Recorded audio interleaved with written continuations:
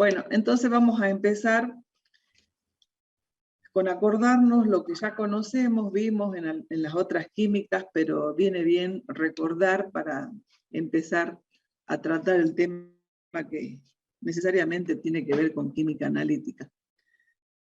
Si hablamos de reacciones químicas, decimos que las podemos visualizar, ver de qué se trata un sistema, a través de que esas reacciones químicas pueden estar dadas a través de ecuaciones químicas. Esas ecuaciones químicas me van a estar mostrando que los átomos han sufrido un reordenamiento, que se alteran las características iniciales de las sustancias reaccionantes, que hay coeficientes estequiométricos que nos dicen las cantidades relativas de reactivos y productos que ocurren, que los compuestos completamente disociados, electrolitos fuertes, se deben escribir en la forma iónica, como vemos acá el cloruro y la plata, que los compuestos poco disociados, electrolitos débiles, se debe escribir en forma no disociada, no es este el caso, no tenemos, y que acá sí, un ejemplo de ese producto de la reacción, acá dice S, que me está indicando que es un precipitado, un sólido. Y acá, que tanto el cloruro como la plata están en el medio acuoso. O sea que en esa ecuación química que representa esa reacción química, deben estar los estados de agregación de reactivos y productos. Sólido, líquido, gaseoso, acuoso, etc. Tiene que estar completa, tiene que decir toda la información. Acá me está diciendo, por ejemplo, si hablo de concentraciones molares, que un mol de cloruro va a reaccionar con un mol de plata para formar un mol de cloruro de plata. Si estaría hablando de equivalente, sería un equivalente en este caso, bueno, ya vamos a ir introduciéndonos. Ustedes ya deben haber visto los de ingeniería, el primer seminario y laboratorio. Los de las otras carreras estarían en desventaja, que van a ver recién este miércoles. Pero bueno, para que veamos un poco y tengamos mejor información de la reacción que acabamos de ver, seguramente este es un Erlenmeyer. Ese Erlenmeyer tiene una solución conteniendo cloruros. Desde una bureta yo le voy a agregar nitrato de plata y está puesta en forma iónica porque ya dijimos que solo nos interesan las especies que van a participar de la reacción. Entonces va a reaccionar la plata con el cloruro y va a formar un precipitado blanco de cloruro de plata.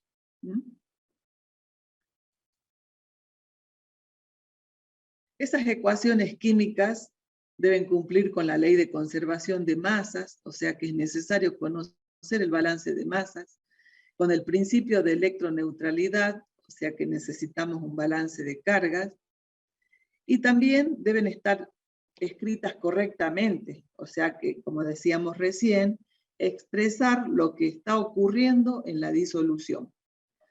Por ejemplo, decíamos la reacción del ácido acético y el hidróxido de sodio. El ácido acético, sabemos, es un electrolito débil, es un ácido débil. El hidróxido de sodio es una base fuerte, entonces puedo escribirlo en forma disociada. ¿Y qué me interesa de ese hidróxido? ¿Quién va a participar de la reacción? Justamente los oxidrilos. Y el ácido acético, como es débil, tiene que estar escrito en forma molecular, no iónica, como dijimos recién. ¿Y qué se va a formar? Bueno, como es un ácido, este protón va a reaccionar con los oxidrilos y se va a formar agua. Y me va a quedar el anión acetato.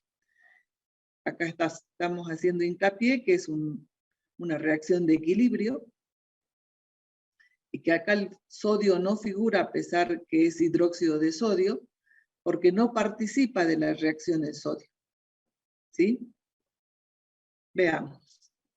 Ay, no puedo poner para el otro lado. Esas reacciones químicas me están diciendo que hay un equilibrio termodinámico, en realidad un equilibrio dinámico, identificado o puesto de manifiesto con esa doble flecha. Ese equilibrio me está diciendo que la productoria de las concentraciones de los productos dividida a la productoria de las concentraciones de reactivos es igual a una constante. Esa constante es la constante termodinámica de equilibrio, denotada con K supra cero, y que depende de la presión y la temperatura.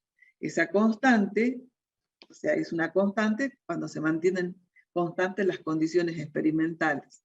Llámese concentración, ya vamos a ir viendo de qué estamos hablando.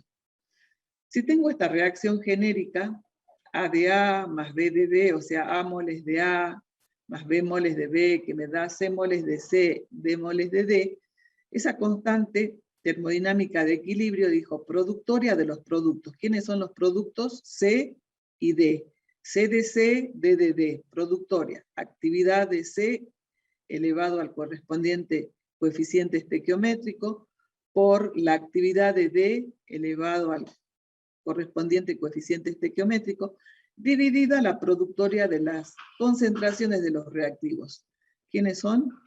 A y B, o sea, la actividad de A, su coeficiente estequiométrico, la actividad de B, elevado a su correspondiente coeficiente estequiométrico. Entonces, de esta forma está definida esa constante de la que veníamos hablando. Bueno, acá ya está dicho, actividad, coeficientes estequiométricos involucrados en la ecuación. Todo esto ya lo sabemos. ¿Qué pasa cuando hay reacciones simultáneas con ese equilibrio? ¿Le pasa algo a ese equilibrio? Y sí. Y nosotros durante todo el cuatrimestre vamos a ver qué pasa cuando hay reacciones que nosotros llamamos parásitas o paralelas al equilibrio principal que yo estoy estudiando. ¿Van a tener inferencia en el equilibrio químico? Sí. ¿Cómo lo puedo ver? Por ejemplo, tenemos un electrolito disuelto en agua formando una disolución no saturada de sulfato de calcio. Entonces tengo el sulfato de calcio, es un sólido, un precipitado que está en equilibrio con sus iones en solución, sulfato y calcio. Sin embargo, como producto de la disociación del agua, tengo protones y oxidrilos. Puede ocurrir que ese sulfato reaccione con los protones y me forme este anión. Puede ocurrir que el calcio reaccione con los oxidrilos también provenientes del agua y forme este catión, siga reaccionando y forme ese hidróxido. Puede ocurrir también que este sulfato reaccione con el calcio y me forme este compuesto, o siga reaccionando con más sulfato y me forme este otro complejo, o que el sulfato reaccione con el calcio y forme el sulfato de calcio también, nuevamente. O sea, tal vez la reacción principal es determinar calcio por precipitación, o determinar sulfato con precipitación como sulfato de calcio. Entonces ese sería mi equilibrio principal. Pero pueden estar ocurriendo estos, y ese equilibrio principal se va a ver influenciado. Entonces ya vamos a ver, ahora lo introducimos como un tema a tener en cuenta. Lo vamos a ver en detalle en cada uno de los casos que vayamos desarrollando durante el primer cuatrimestre. Esas modificaciones que pueden ocurrir si al disolverse en agua el medio fuera transformado, como dijimos, las reacciones no son independientes, ocurren todas. Entonces, si yo necesitaba, por ejemplo, una cierta cantidad de calcio para que se produzca sulfato de calcio y ese calcio está reaccionando con el oxidrilo y formando otro compuesto, y la verdad que va a estar tirando el equilibrio hacia la derecha. Si por el contrario también el sulfato empieza a reaccionar, también se va a ir consumiendo el sulfato y va a ir disminuyendo la formación del sulfato de calcio. En esos términos estamos hablando. Vamos a hablar del significado de la constante de equilibrio para química analítica. Sabemos que un análisis químico puede ser cualitativo o cuantitativo, como hablamos la clase pasada, que se ven involucradas reacciones químicas, que esas reacciones químicas pueden ser ácido-base, de formación de complejos, de precipitación, de óxido-reducción. Son las 4 volumetrías que vamos a estudiar,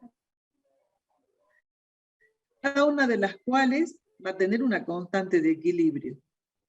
Su valor, es importante su valor, y sí, porque en base a eso vamos a tener diferentes criterios de aplicabilidad.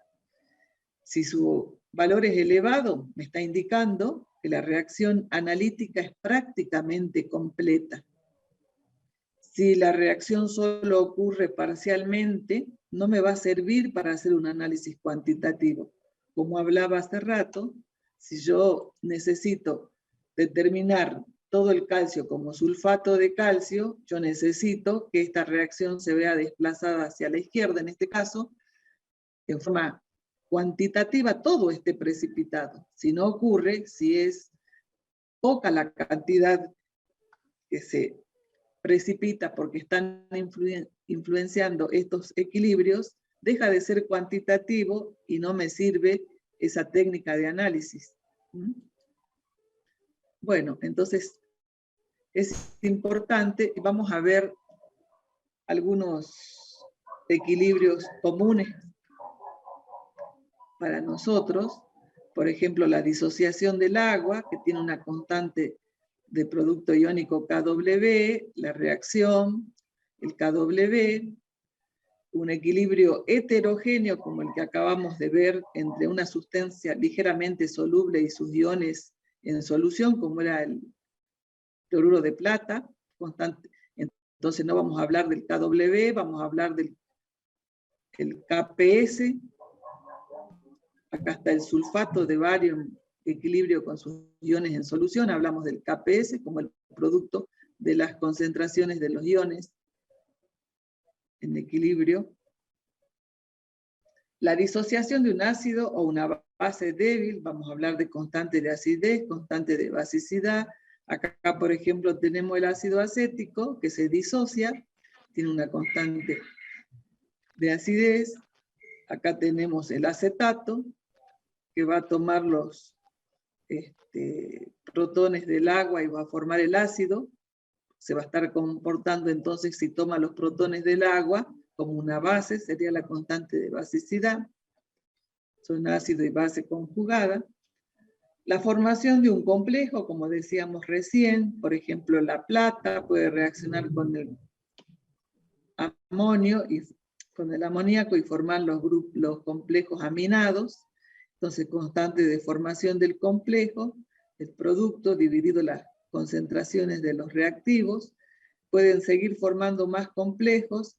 Entonces hablamos de la constante de formación del primer complejo, de la constante de formación del segundo complejo, o también podemos hablar de constante de formación total cuando directamente reacciona la plata con 2 de amoníaco y me forma el complejo, el último complejo formado. Y entonces estamos hablando de constantes totales. Fíjense, este era parcial, la primera coincide porque es la única involucrada. Acá la constante de formación del complejo 2, ¿cómo va a estar relacionada con esa constante total? Justamente esa constante total va a ser el producto de estas dos constantes. Y lo vemos, ahí están, a la vista. Bueno, todo esto lo vamos a ir viendo a medida que tratemos el tema complejometría. El equilibrio óxido-reducción también tiene una constante de equilibrio redox. Por ejemplo, acá el férrico pasa a ferroso, o sea que se está reduciendo, y el yoduro a yodo, o yodo o triyodo, que se está oxidando, también tiene su constante, productos, reactivos. El equilibrio de distribución de disolventes, como vamos a ver cuando veamos extracción, también, que es un equilibrio de un compuesto que se encuentra en 2 fases, en la fase orgánica y en la fase acuosa. También va a tener una constante de distribución, que no es otra cosa que una constante de equilibrio. Bueno, son los tipos de constante que vamos a encontrar a lo largo de caminar por química analítica.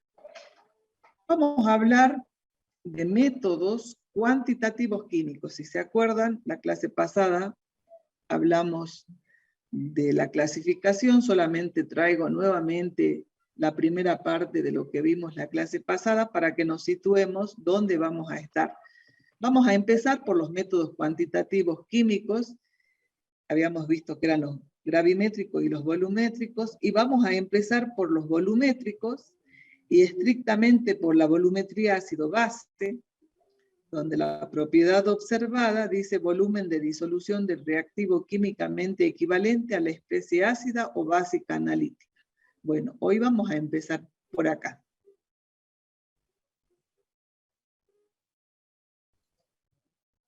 Ese método de análisis volumétrico, ¿en qué consiste? Y acá tenemos una imagen que nos va a ayudar a entender. Tenemos entonces un Erlenmeyer, una bureta. Siempre en la bureta va la solución cuya concentración puedo en algunos casos conocer o puede ser la desconocida. Va a depender, fíjense. Acá dice que el método volumétrico es la adición de un reactivo valorante mediante una bureta a una solución que contiene un analito. En este caso tenemos hidróxido de sodio, que va a ser el titulante, y acá dice solución conocida, y acá tengo el analito, que es la solución desconocida. Por ejemplo, les he puesto hidróxido de sodio y ácido clorhídrico porque es más fácil visualizar la reacción que va a ocurrir, porque todos sabemos, o todos ustedes conocen un ácido y una base hasta ahora.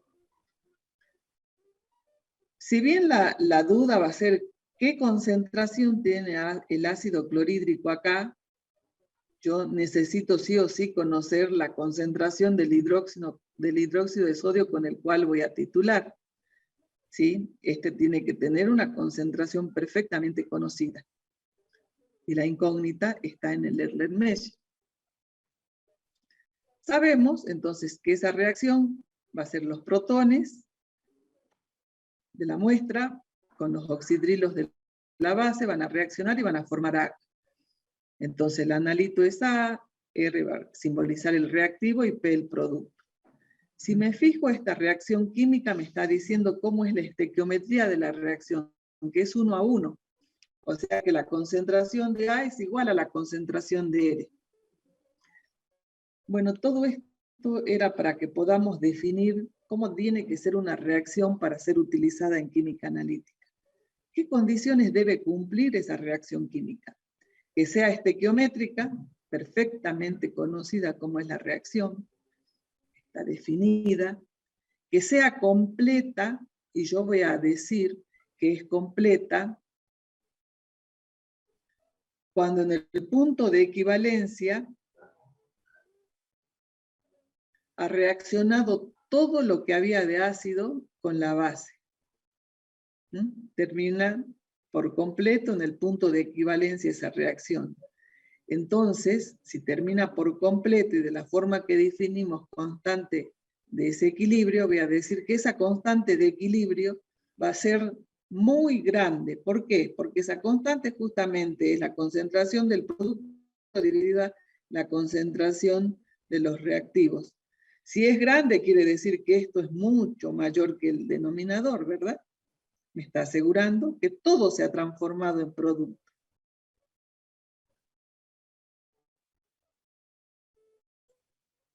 Reacción completa. Yo sé que no ocurre en un 100%. Está bien, no ocurre en un 100%, serían condiciones ideales, pero debe ocurrir en un 99,9%, lo que significa que yo me estoy dando la posibilidad de cometer un error de un 0 o 1%. Es lo que yo voy a aceptar como error en mi determinación. ¿Estamos de acuerdo? Entonces, trayendo nuevamente una reacción química, poniendo valores ahora, Dice, si la concentración inicial de los reactivos de A y R es 0,1 molar, de la estequiometría de la reacción que sacamos, que la concentración de A es igual a la concentración de R. Y si yo considero que necesito que ocurra en un 99,9%, dicho de otra forma, que queden sin reaccionar A y R un 0,1%, a ver cuál va a ser esa concentración. 0,1% de 0,1 sería, ¿verdad? Y acá les hice, como para que entiendan. El 100% sería una concentración de 0,1 molar. El 0,1% sería X, o sea, 0,1 por 0,1 dividido 100, o sea que me queda 10 a la menos 4 molar. La concentración entonces de A y de R, que va a ser el 0,1% de 0,1, es 10 a la menos 4 molar, queda sin reaccionar. Y los productos se deben formar en un 99,9% de 0,1, 99,9% de 0,1 y prácticamente de 0,1 molar. Entonces, si yo calculo esa constante, va a ser la concentración de los productos 0,1, la concentración de los reactivos 10 a la menos 4, como son iguales al cuadrado, me queda que esa constante teórica mínima en estas condiciones vale 10 a la séptima. Desde ya, lo vemos acá, esa constante depende de qué? De la estequiometría de la reacción y el nivel de concentraciones, lo acabamos de ver. Estequiometría, nivel de concentración. Si la constante es mayor o igual que la constante teórica mínima, yo puedo decir que la reacción de valoración es cuantitativa a ese nivel de concentración. ¿Sí? Entonces, es cuantitativa si ocurre, yo determino esa constante porque se están cumpliendo estas condiciones que acabamos de definir. Me lleva a hablar, como dije que en el punto de equivalencia debía reaccionar. Ese punto de equivalencia es que yo estoy diciendo que teóricamente tengo una solución 0,1 molar y ha reaccionado de esta forma. Esos son cálculos teóricos. Entonces, ese punto de equivalencia es un punto de valoración teórico donde estoy poniendo de manifiesto que el número de equivalentes de reactivo añadido es igual al número de equivalentes de reactivo del analito. Reaccionaron equivalente a equivalente, A y R, o mol a mol, A y R, teóricamente. Sin embargo, hay un punto final de esa valoración, que es un punto de la valoración práctica. Si yo realizo experimentalmente y digo, bueno, yo quiero que haya ocurrido el 99,9%, ¿y cómo sé yo que ha ocurrido, que ha reaccionado todo? Y alguien me tiene que decir, cuando agregaste, qué sé yo, 20 mililitros ya ha reaccionado todo. Entonces me está diciendo que cuando yo llevo a cabo una volumetría como la que vimos, de ácido clorhídrico e hidróxido de sodio, ¿cómo sé yo que esa reacción se completó? ¿Cuál es ese volumen del punto final de esa valoración? Y necesito, para detectar sí o sí, un cambio de color, porque esa reacción, el hidróxido de sodio es incoloro, el ácido clorhídrico es incoloro, y yo voy a ir agregando incoloro a incoloro. ¿Cuándo voy a saber que reaccionó completamente? Visualmente, yo lo debo detectar, el analista, la persona. Entonces, necesito un tercer componente, que es un indicador químico visual. Ese indicador justamente tendrá que tener una propiedad de que cambie de color al cambiar el pH. Cambie el color al cambiar la concentración de protones. O también vamos a ver en la segunda parte que puede ser determinado a través de métodos instrumentales. Lo importante es que tengamos en cuenta, para que ocurra y tenga toda esta información, necesito que un indicador me diga cuándo he llegado al punto final, que va a diferir, por supuesto, del punto teórico, pero no es que en un caso teóricamente tenía que gastar 10 y prácticamente gasté 20. Vamos a ver que eso no es así. Bueno, entonces, si le vamos a... ¿Quién está hablando?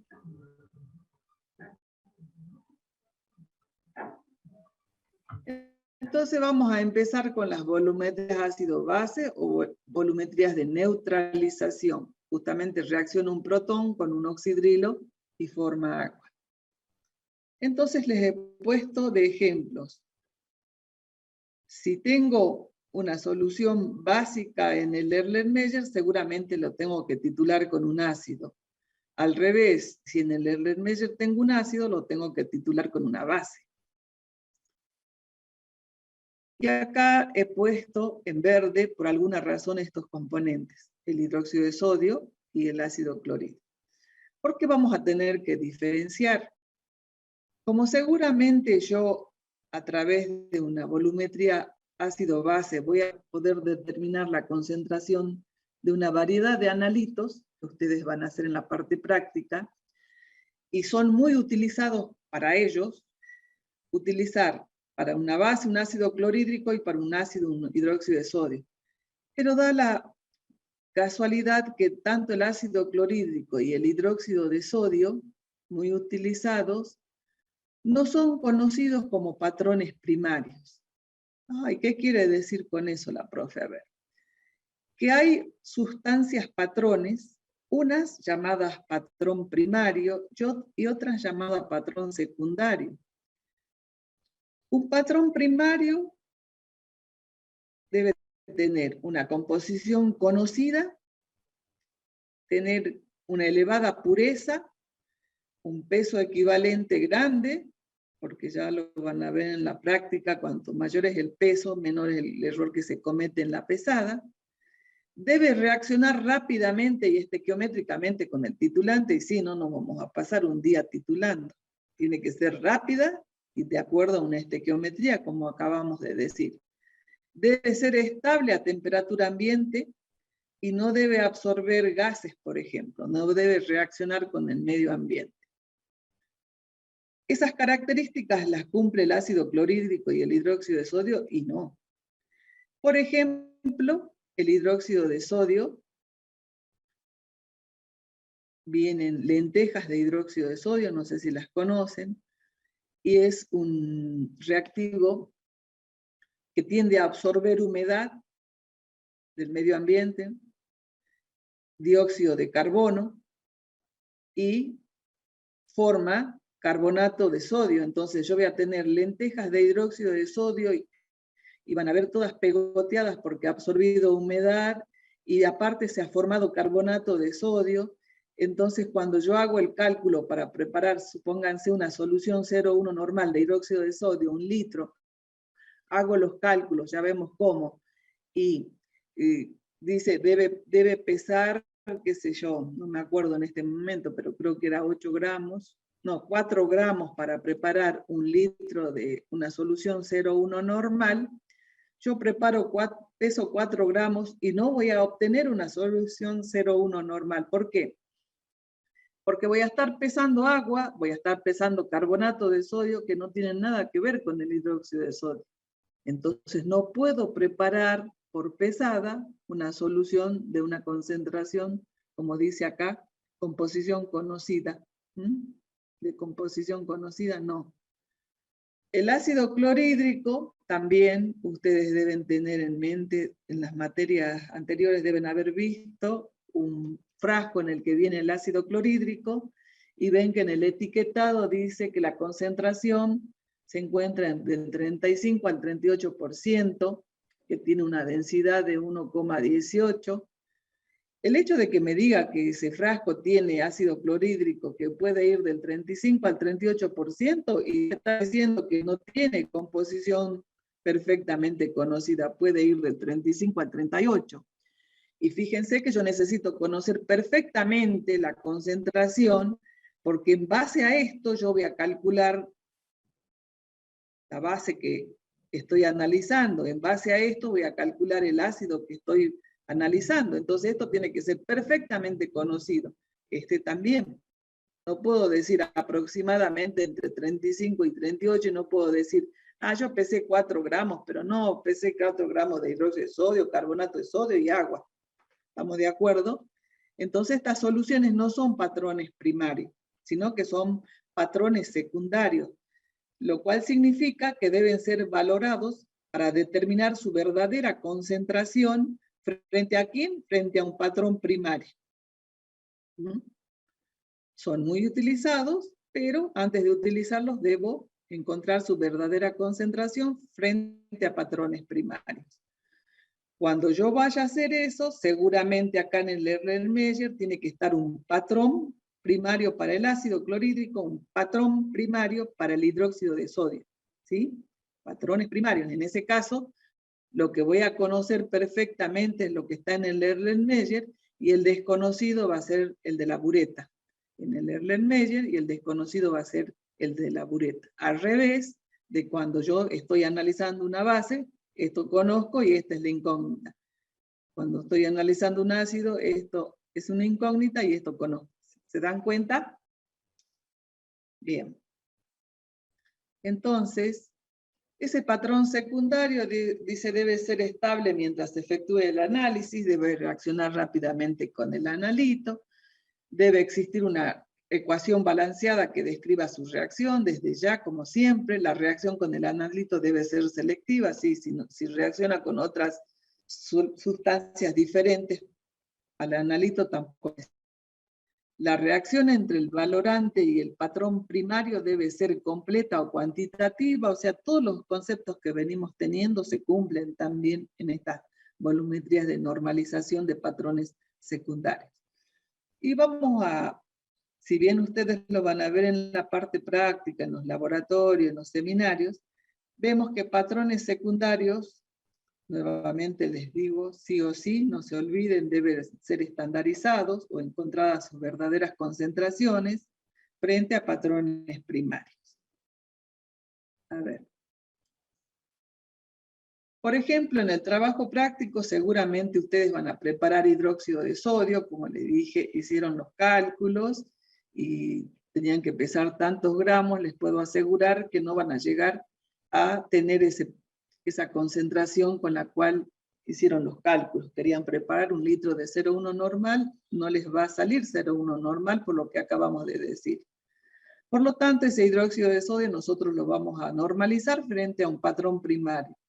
El patrón primario que vamos a utilizar, hay una serie, nosotros vamos a utilizar el ftalato o biftalato, también se dice ácido de potasio, que es un ácido orgánico débil. Vamos a necesitar, como dijimos, como siempre, un indicador que me diga que ha reaccionado todo el biftalato con el hidróxido de sodio. Esta sería la reacción entre el hidróxido de sodio y el biftalato. La reacción iónica sería el oxidrilo, que va a reaccionar con el ácido, con la parte ácida, y va a formar, esa sería la reacción de la titulación iónica. A ver. De la misma forma van a preparar ácido clorhídrico, por lo mismo que les dije recién, van a saber que va del 35 al 38% la concentración. Bueno, harán cálculos, les dará el cálculo que deben tomar un volumen de 8 mililitros, y bueno, lo tomarán a los 8 mililitros, pero resulta que si estaba en 35 y ustedes han hecho el cálculo para 38, bueno, eso les va a hacer variar, y el hecho de que no preparen una solución 0,1 normal exactamente. El patrón primario puede ser carbonato de sodio, bórax. Nosotros vamos a explicar acá con carbonato. Y como vemos, el carbonato de sodio va a poder reaccionar, el anión tiene posibilidades de reaccionar con un protón y formar el biftalato, el carbonato ácido, y eso ocurre a un pH 8,3. Ese carbonato ácido puede reaccionar con el otro protón y formar el ácido carbónico, que también podemos decir que es dióxido de carbono gaseoso más agua, y esa reacción ocurre a 3,90, un pH igual a 3,98. Entonces la reacción general es que ese carbonato reacciona con 2 protones y me da dióxido de carbono más 3 de agua. ¿Estamos de acuerdo? Desde ya necesitamos también un indicador. Bueno, acá tenemos, por ejemplo, esa valoración del carbonato de sodio, que es una base, que en realidad ese carbonato proviene de un ácido diprótico, que es el ácido carbónico, como acabamos de ver, que tiene una constante de acidez 1, una constante de acidez 2, que es muy débil. Entonces, si yo estaría graficando el pH en función del volumen del titulante agregado, el titulante es el ácido clorhídrico, vemos que el carbonato, como dijimos, esa reacción ocurre en 2 etapas. En la primera el carbonato reacciona y forma el carbonato ácido. La constante de este equilibrio es la inversa de la constante de acidez 2. Fíjense, ustedes tienen para hacer el cálculo, que ese carbonato ácido va a reaccionar con otro protón y me va a formar el ácido carbónico. Esa constante de ese equilibrio es la inversa de K1. Habíamos dicho que esta es la reacción general. Si nos fijamos, hay algo que ya me va a decir, me va a dar información. Si me fijo, las dos constantes difieren más o menos en 4 órdenes de magnitud, fíjense, de -7 a -11. Eso ya me está diciendo que en la curva de valoración va a haber 2 saltos, cuando se reemplace uno y cuando se reemplace el otro. Entonces, fíjense, si estamos hablando de pH en función del ácido clorhídrico que vamos agregando, empieza a reaccionar, cambia muy poco, acá pega un salto, cambia muy poco, acá pega otro salto, cambia muy poco. Cuando yo veo que cambia, pega un salto, efectivamente estoy pasando por el primer punto de equivalencia que dijimos, 834, cuando pega el otro salto por otro punto de equivalencia, el 398. ¿Y qué es lo importante acá destacar también? Que cuando van habiendo un cambio no muy marcado, justamente en mitad de camino, en este caso particular, ese pH coincide con el pKa2, que es 10,33. De la misma forma acá, en este trayecto donde va cambiando gradualmente, a mitad de camino, el pH coincide con el pKa1 en 6,35. ¿Y por qué va cambiando muy poco? Porque hay una reguladora alcalina que es carbonato, bicarbonato. Acá cambia muy poco también porque hay una reguladora ácida, bicarbonato, ácido carbónico.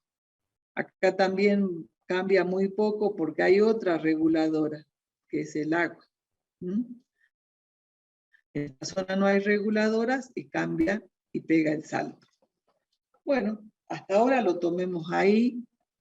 A ver, estamos tratando de fijarnos cómo se va produciendo todo. Y bueno, si seguimos hablando de volumetría ácido-base, y recién me dijeron que está bien, cuándo va a ser la reacción cuantitativa, que yo aparte necesitaba agregar un indicador para que sea visible ese cambio, para que yo sepa que ha reaccionado y se ha llegado al punto final de la titulación. Un indicador, tienen que ser indicadores ácido-base, porque si se van a producir equilibrios ácido-base, el indicador también tiene que poder reaccionar como un ácido o con una base con el titulante, si no, no me sirve. Entonces los indicadores ácido-base son ácidos o bases orgánicas conjugadas, tienen distinto color en la forma molecular y en la forma disociada o iónica. Eso es lo importante, que tienen un color en la forma molecular y un color en la forma iónica. Lo vamos a tratar de explicar, ese cambio de color, bajo dos teorías. La teoría iónica o de Ostwald. Pongamos de manifiesto un equilibrio para un indicador, en este caso ácido. Tengo un indicador ácido en la forma molecular, se disocia, tengo protones y la forma no disociada del indicador. La constante de este equilibrio va a ser concentración de protones por la concentración del anión del indicador dividida la concentración de la forma molecular, como siempre, la constante de equilibrio. De acá me interesa poner en función del pH, entonces voy a despejar protones. Como quiero poner en función del pH, tendré que agregar multiplicar cada miembro de esta igualdad por menos el logaritmo, por esa función matemática menos el logaritmo, entonces menos el logaritmo de la concentración de protones es pH, menos el logaritmo de la constante del indicador es el pK del indicador, y aplicando acá menos el logaritmo a este cociente, lo transformamos y me queda al revés, logaritmo de la forma disociada dividido el logaritmo de la forma sin disociar. Seguimos trabajando y yo acá introduzco un nuevo concepto.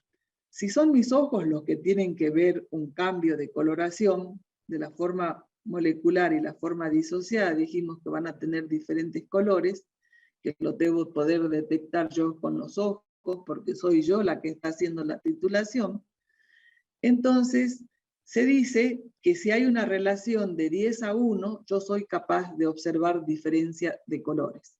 Entonces, haciendo caso a esa condición, vamos a aplicar, por ejemplo, en este caso, cuando la concentración de la forma iónica sea 10 veces mayor que la forma molecular, la relación sería 10:1, el pH sería igual al pK del indicador, logaritmo 10/1 es 10, logaritmo de 10 es 1, más 1. Cuando sea al revés, la forma molecular sea 10 veces a la forma iónica, hacemos lo mismo, pK, logaritmo de 1/10 sería 10 a la menos 1, logaritmo de 10 a la menos 1 es menos 1 por el logaritmo de 10, o sea que es menos 1, porque el logaritmo de 10 es 1. Entonces me queda que yo puedo poner el pH como un intervalo, un delta de pH que va a ser igual al pK del indicador más menos 1. Entonces acabo de definir un rango de viraje del indicador, la zona de viraje, que es el intervalo de pH experimental dentro del cual tiene lugar un cambio de color. Por ejemplo, hagamos un cálculo aproximado para la fenoftaleína, que es un indicador que vamos a utilizar. Su pK es 9 prácticamente. Entonces, si aplico este criterio, el delta del pH va a ser 9 más 1 menos 1. O sea, más 1, 10, menos 1, 8. O sea que el rango de viraje de la fenoftaleína va a estar entre 8 y 10. ¿Estamos de acuerdo? Bueno.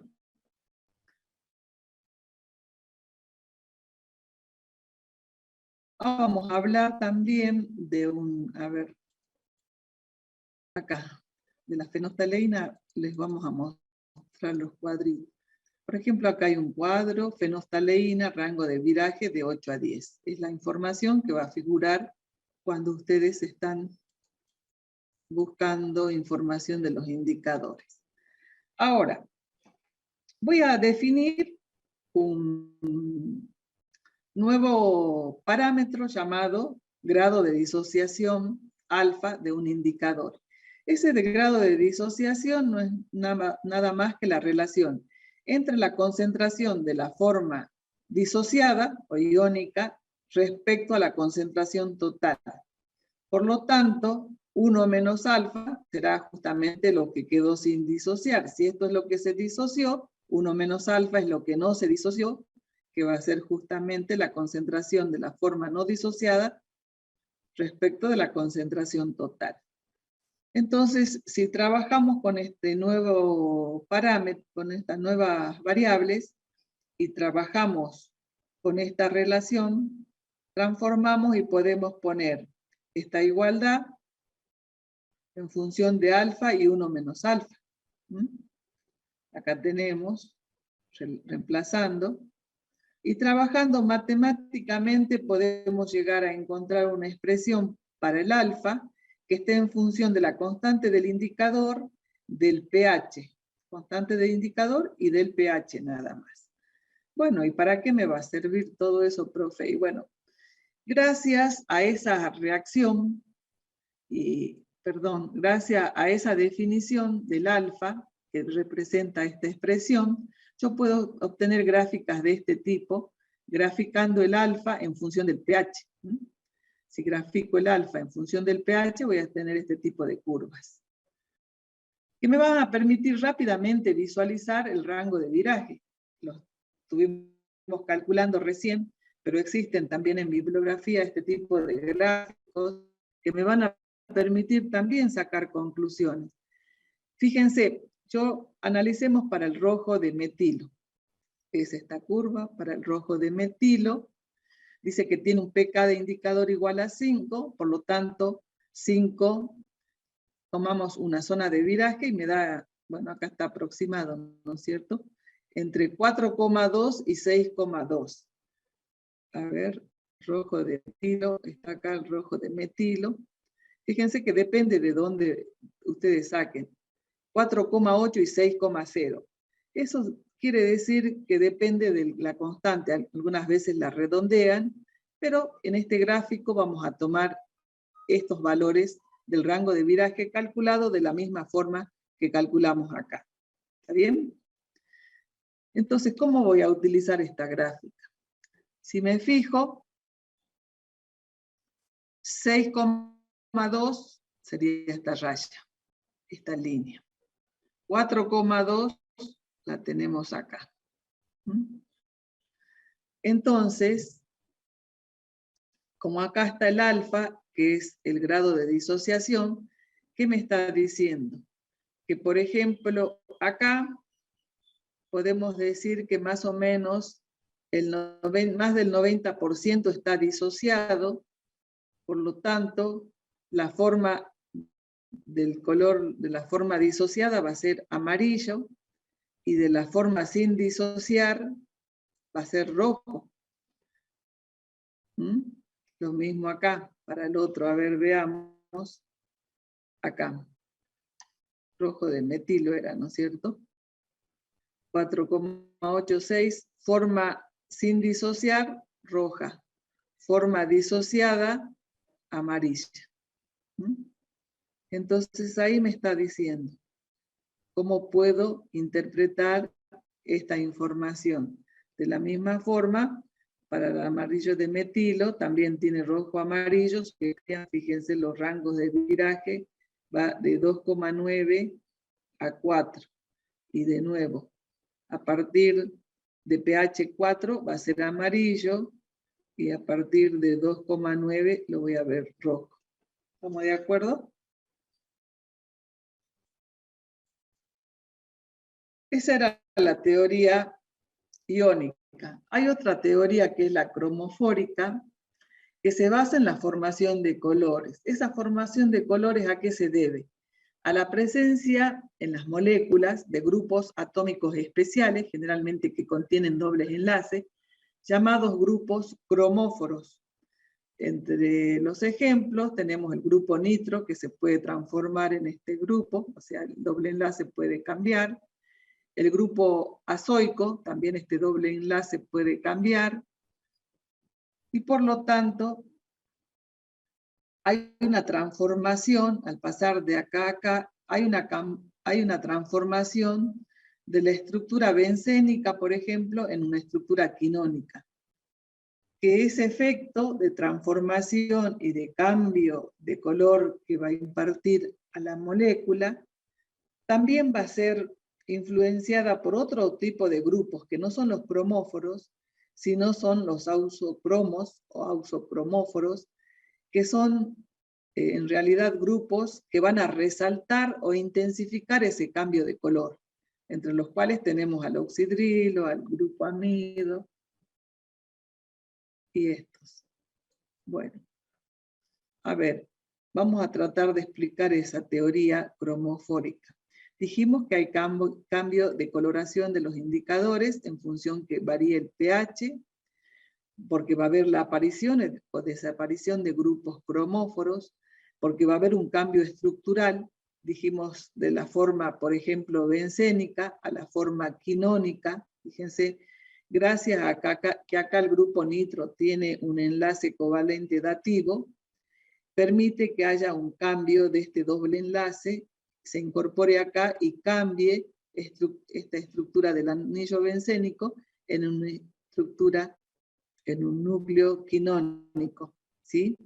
Entonces, da la casualidad que ese cambio estructural permite que haya absorción de radiación a distintas longitudes de onda, por lo tanto, la presencia de diferentes colores. Seguramente acá va a absorber radiación que le permite transformarse en un color amarillo, porque las soluciones, ¿por qué la vamos a ver, por ejemplo, esta amarilla? Porque va a absorber la radiación del espectro electromagnético y va a transmitir la correspondiente a las longitudes de onda amarillo. La que veo azul absorberá ese espectro y transmitirá la longitud de onda del azul. La del rojo, lo mismo, absorbe todas las otras radiaciones y transmite la del color rojo. Entonces ese cambio, esa presencia de este tipo de grupos que permiten que se vaya cambiando el doble enlace y transformando la estructura del anillo bencénico en uno quinónico, hace que se cambie la estructura y absorban radiaciones y presenten color esteroincoloro y pasa a tener color. Desde ya esa forma va a estar en equilibrio con la forma disociada del indicador. Entonces fíjense cómo actuaría esto con el pH. Por ejemplo, si el pH es bajo, ¿qué pasa con la concentración de protones? Es alta. Si la concentración de protones es alta, este equilibrio se va a desplazar hacia la izquierda, hacia el incoloro. Por el contrario, si está en un medio básico, ¿qué va a pasar? Los protones se van a ir consumiendo. Entonces el equilibrio va a estar desplazado hacia la derecha y va a aparecer el color amarillo. De esa forma funcionan las dos teorías, que no dice uno lo contrario de la otra, sino que están relacionadas. Cambios de color, ya dijimos forma iónica y forma disociada y sin disociar. ¿Por qué tienen color una y la otra no? La estamos explicando a través de la otra teoría. Esas dos teorías me permiten observar el funcionamiento de un indicador. Bueno, acá tienen ustedes para la fenoftaleína también, fíjense, las estructuras, a mayor pH, cambios de estructuras que tienen que ver con lo que acabamos de decir. Acá también para el otro indicador, bueno, eso lo ven con tranquilidad. Bueno, yo quiero empezar a que veamos una curva de valoración, cómo se hacen los cálculos, pero voy a necesitar, hay chicos que no han tenido salvo ingeniería química, las otras carreras no tuvieron la clase de cálculo de concentraciones, de ilusiones, qué sé yo, estequiometría y demás. Entonces, se me corrieron las flechitas, pero no importa. Yo, por ejemplo, si estoy hablando de concentraciones molares y voy a definir cantidad de analito, cantidad de valorante, una determinada cantidad, lo voy a obtener multiplicando la concentración por volumen. Eso es cierto, por ejemplo, cantidad de A, concentración de A por volumen de A. Y bueno, concentración, como dijimos, molares van a ser moles de ácido por litro. Volumen, volumen de ácido en litro. Simplificando, ¿qué me va a dar? Moles. ¿Está bien? Es una cantidad, son moles de ácido. Por el contrario, si estaríamos trabajando en concentraciones normales, la concentración estaría dada en equivalente gramo de ácido por litro, el volumen por litro, y me da equivalentes gramos. Entonces, saco los moles que tengo de A y saco los equivalentes gramos que tengo de A. ¿Estamos de acuerdo? Otra cosa que quería recordarles es cómo defino la molaridad. La molaridad son los números de moles que hay por litro. Me faltó la división. Número de moles que hay por litro. ¿Qué son los números de moles? La masa dividido el peso molecular. La masa en gramos, el peso molecular gramos por mol por litro. Se van gramos con gramos y me da moles por litro. ¿Está bien? ¿Son las unidades de molaridad? Sí, moles por litro. ¿Y para qué me sirve ir a una definición, profe? Porque yo no sé si habrá cambiado, pero siempre pasa que cuando hacen cálculos hacen 5.000 reglas de 3 simple para llegar al resultado. Y en esas 5.000 reglas de 3 simple meten la pata y se va mal y se llega a un resultado incorrecto. Cuanto menos pasos haga, menor va a ser la probabilidad de que yo cometa errores. Por lo tanto, me gustaría que aprendan a trabajar con las definiciones. Molaridad, número de moles por litro, cómo se calcula el número de moles, masa sobre peso molecular. Muy bien, simplifico. ¿Qué me da? ¿Moles por litro? Sí, muy bien. Está perfecto, es la unidad de la molaridad. ¿Por qué me sirve? Porque fíjense, trabajando con esta definición, yo puedo despejar la masa, como les decía hace rato, si yo tengo que preparar hidróxido de sodio 0,1 molar, 1 litro, ya está definida, quiero preparar 0,1 molar, 1 litro. ¿El peso molecular se conoce? Sí, lo conocemos. Entonces la única incógnita es saber cuánto debo pesar. Sí, esa es la incógnita. A ver, ¿cómo calculo cuánto debo pesar? Y de acá, despejo. Va a ser la molaridad por el volumen por el peso molecular. Molaridad, simplifico, me da en gramos. ¿Está bien? ¿Es la masa en gramos? Sí, perfecto. Ya está, terminó.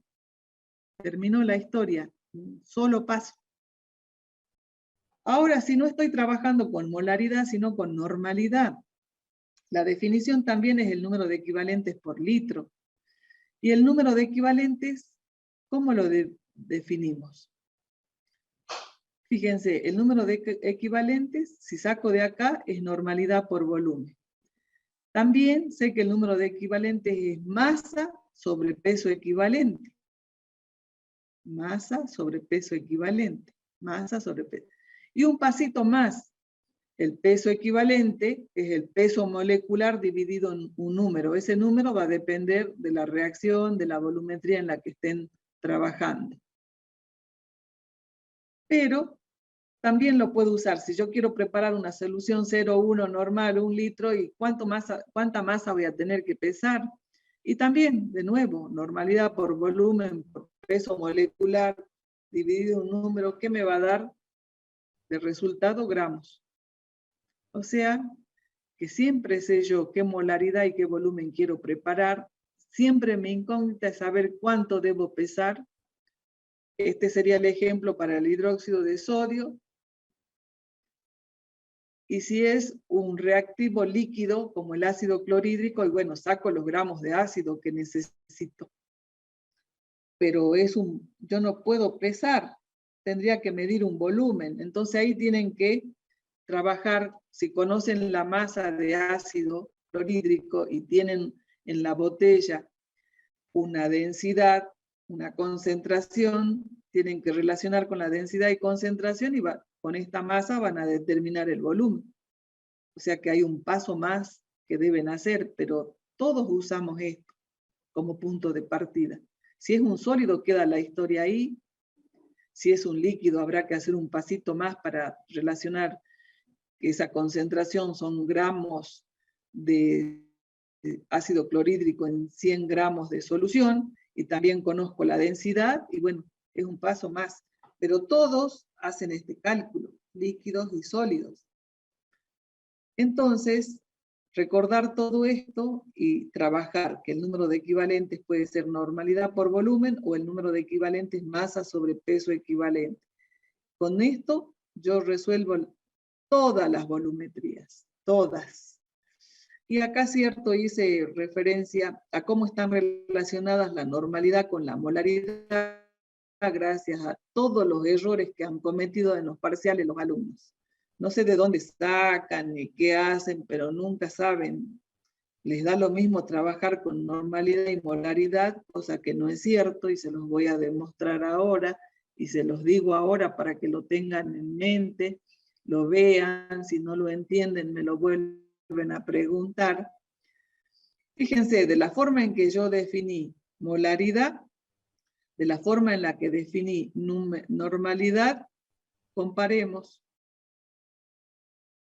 ¿Qué me está diciendo? Que la normalidad, todo esto que es molaridad. ¿Y quién quedó fuera? El N, ese número por el cual debo dividir el peso molecular para tener el peso equivalente. Entonces, la normalidad es la molaridad, como está en el divisor, pasa al numerador. La normalidad es la molaridad por ese número. Si ese número es 1, perfecto, la normalidad y la molaridad son iguales. Si no, no. Y también he encontrado algunos que sí sabían que era no, pero justamente al revés lo dijeron. Entonces, fíjense, hagan hincapié, tengan en cuenta. Bueno, espero que les haya servido como un repaso. Lo necesitaba yo para que entendamos lo que vamos a hacer. Sí. N siempre es un número entero, ¿no? Sí, siempre es un número entero. Y entero. Es un número, o sea, puede ser más de 10, no, es un número pequeño, me refiero, ¿no? O no siempre. Suponete, si estás en volumetría ácido-base, cuántos protones se reemplazan o cuántos oxidrilos se reemplazan, ¿sí? Por ejemplo, si estarías sacando el peso equivalente del carbonato de sodio, tendrías que ver, generalmente se toman los dos, entonces sería el peso molecular dividido 2, ¿sí? Ya. Y si se acuerdan, bueno, ya lo vamos a ver, por ejemplo, cuando uno habla de volumetrías redox, ese número son los números de electrones puestos en juego.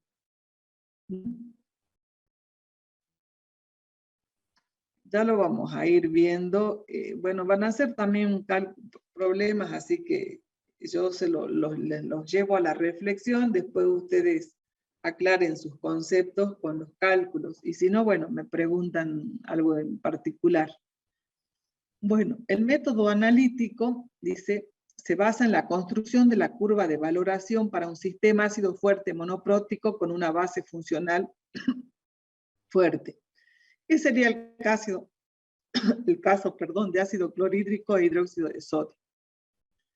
Como son electrolitos fuertes, están totalmente disociados. No hay un equilibrio, chicos. Está totalmente disociado el ácido, totalmente disociada la base. Son electrolitos fuertes. ¿Cuál va a ser la reacción de la volumetría? Y bueno, van a reaccionar los protones con el oxidrilo y van a formar agua. Esa es la reacción de neutralización. Por supuesto que después que se forma el cloruro de sodio, que también es una sal, por lo tanto está totalmente disociada, pero ya les dije que solamente van a formar parte de mi reacción de volumetría las especies que participan de la reacción. Y como es una neutralización, el protón y el oxidrilo. ¿Sí? Si nos fijamos, la constante de este equilibrio es justamente la inversa de la constante del K-Water. O sea, el K-Water es 10 a la menos 14, esta constante es 10 a la 14. Es una reacción cuantitativa y sí, la verdad que 10 a la 14 es un número alto, ¿verdad? Y a ver, el KW sabíamos que es la concentración de protones por oxidrilos, por la concentración de oxidrilos, como son iguales, la concentración de protones al cuadrado. Por lo tanto, si saco la concentración de protones, la raíz cuadrada del KW, 10 a la menos 7, si saco el pH es 7. O sea que el pH acá es 7. El producto es agua, es lógico que el pH sea 7. ¿Estamos de acuerdo? Bueno. Entonces, la variación del pH en función del volumen del titulante agregado es lo que se conoce como la curva de valoración. Sabemos que necesitamos, para saber cuándo reaccionó todo el ácido presente, necesito un indicador químico, necesito que haya un cambio de color, por lo tanto, debo elegir un indicador. Por ejemplo, elijo la fenolftaleína. Vamos a ver enseguida por qué. A ver.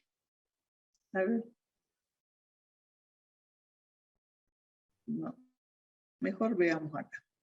Si no, los voy a marear. Yo quiero construir esa curva de valoración y puedo tener datos o ir haciendo cálculos de pH en función del volumen de titulante agregado, el volumen de hidróxido de sodio, o porcentajes de valoración. Sería lo mismo.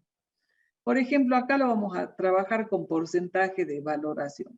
0 de valoración, no le agregué nada al ácido, por lo tanto, ¿cuál es mi sistema químico? Es un ácido fuerte, como el ácido clorhídrico. Esta es la disociación del ácido, el equilibrio del agua.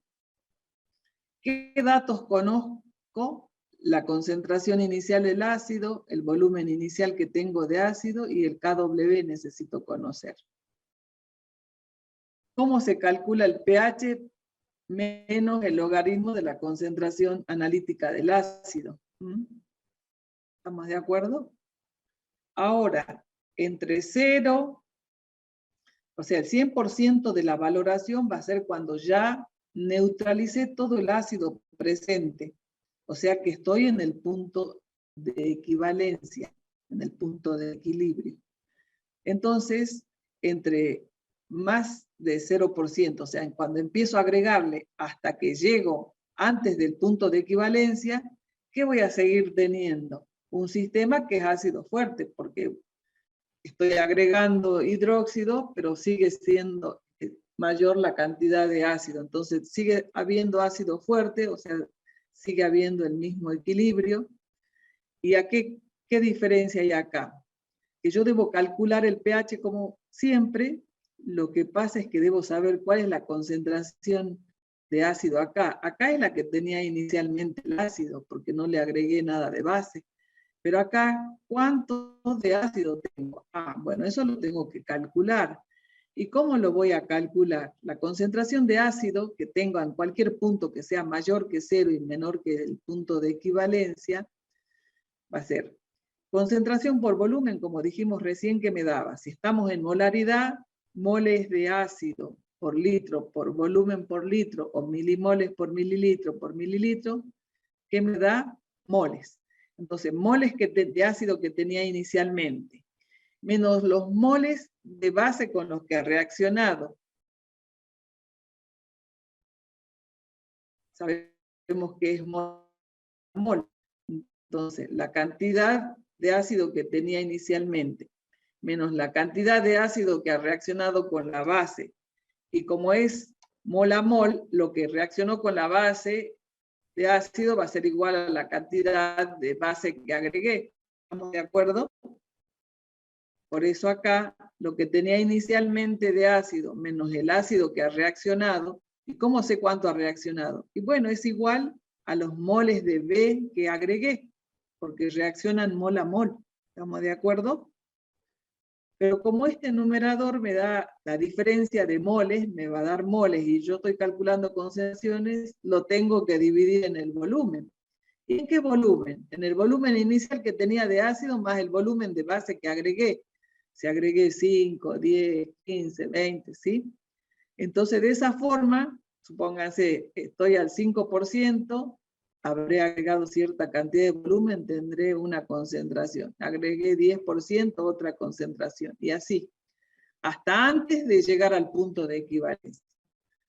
Cuando llego al punto de equivalencia, cuando agregué el 100% de la valoración ha ocurrido, ¿qué se ha formado ya? La sal de ácido fuerte y base fuerte, o sea, el cloruro de sodio.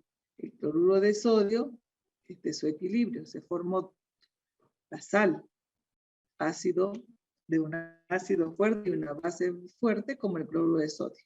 Entonces el equilibrio de la sal, el del agua, y acá, así como acá tenía inicialmente, acá había más ácido que base. Acá, acabo de decir, es igual la cantidad de moles de ácido a los moles de base con las que ha reaccionado. ¿Y cómo saco la concentración de la sal? Y bueno, lo que tenía de ácido y reaccionó dividido el volumen total, o lo que tenía de base que agregué dividido el volumen total, cualquiera de los dos es la concentración de sal, porque estamos diciendo que son iguales. ¿Se entiende? ¿Y cuál va a ser el pH? Y 7.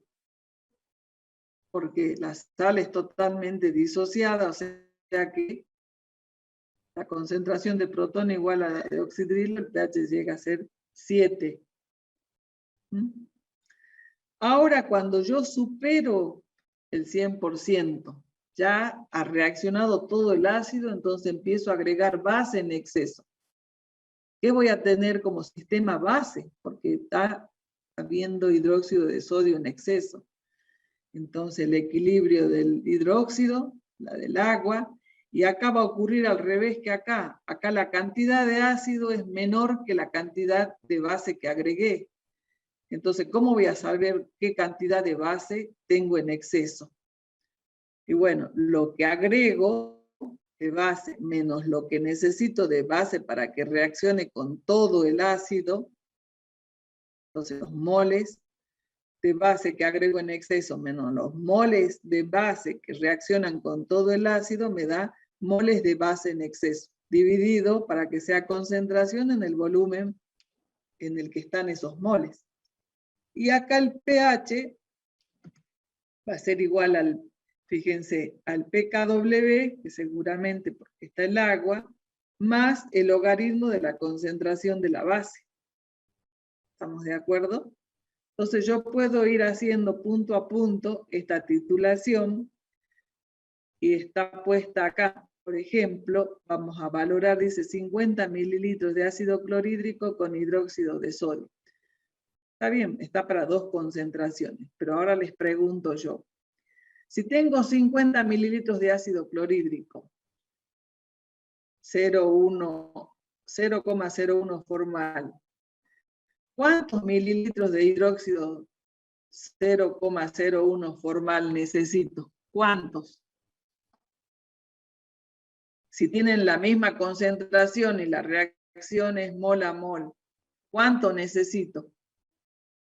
50 también, chicos. 50. La misma. Sí, 50 también. O sea que en 50 mililitros está el punto de equivalencia, ¿verdad? Muy bien.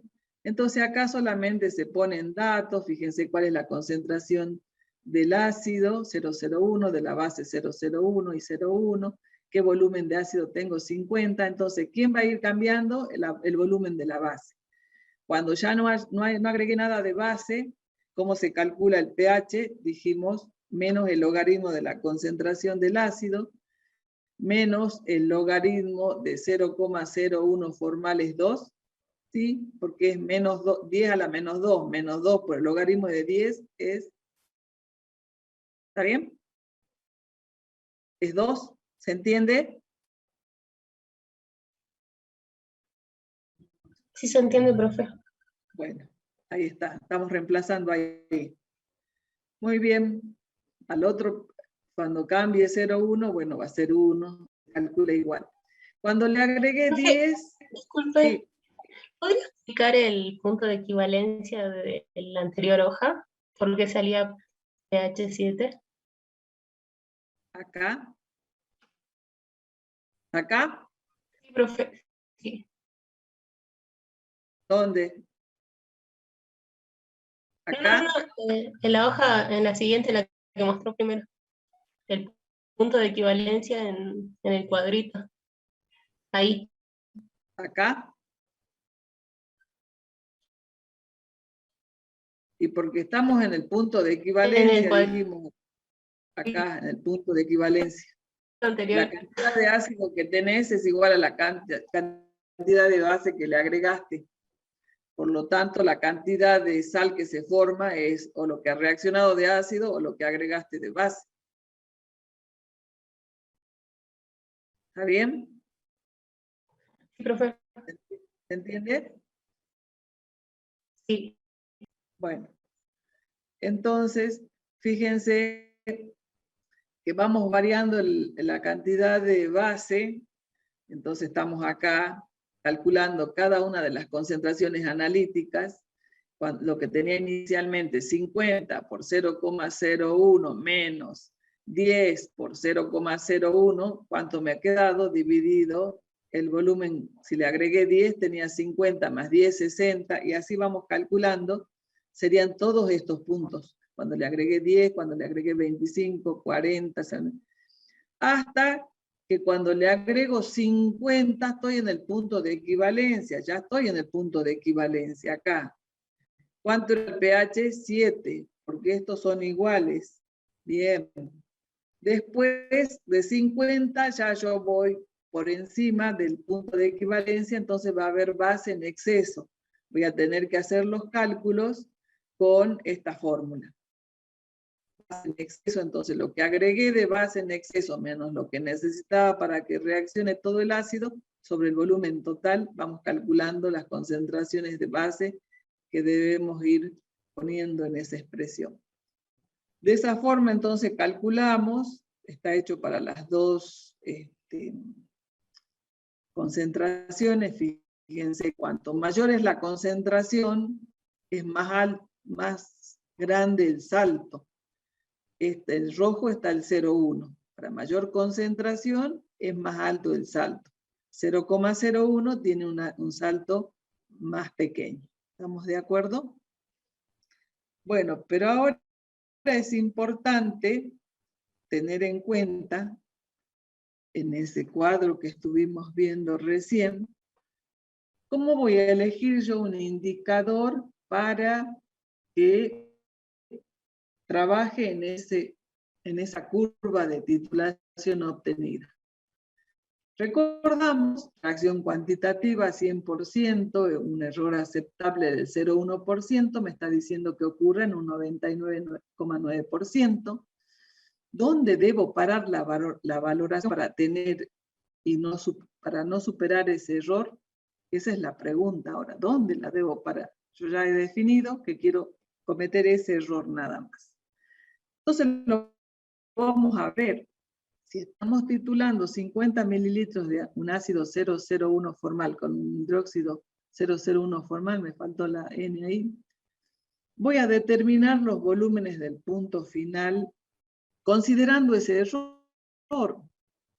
Ese error del 0,1%, ya dimos la clase pasada la teoría de error, era la diferencia entre el valor X promedio, ¿se acuerdan? Menos el valor ajustado. Bueno, acá es el volumen del punto final menos el volumen del punto de equivalencia.